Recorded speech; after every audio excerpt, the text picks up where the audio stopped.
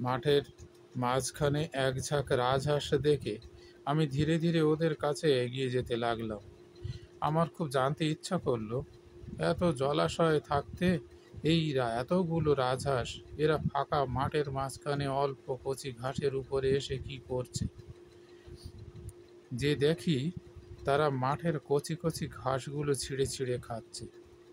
আমি জানতাম হাঁস ভাত খায়, কুড়ো খায়, পুকুরের জলাশয়ের শামুক খায়, কিন্তু আজ দেখলাম ওরা ঘাসও খায়। এমন সুন্দরভাবে ওরা এই ঘাসগুলোকে খাচ্ছে, দেখতে খুবই ভালো লাগছে। আমি গেলাম আরও কাছে। আমি যত এগিয়ে যাই ওরাও ঠিক তত আমাকে দেখে সরে সরে চলে যাচ্ছে, এগিয়ে যাচ্ছে। আমি লক্ষ্য করে দেখলাম এই রাজহাঁসগুলো হয়তো কারো পোষা, কারো বাড়ির রাজহাঁস। কিন্তু একজনের বাড়িতে কি এতগুলো রাজহাঁস থাকতে পারে? হয়তো বা পারে, কিংবা পাশাপাশি অন্য কিছু বাড়িরও রাজহাঁস হতে পারে।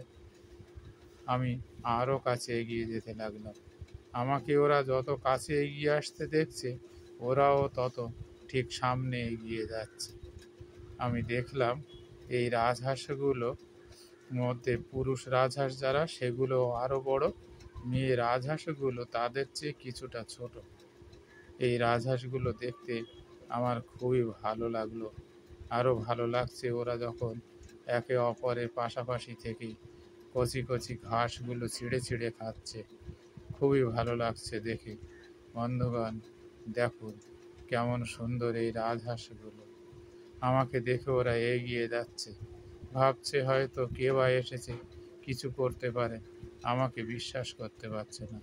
অপরিচিতদের বিশ্বাস না করাই ভালো। নমস্কার।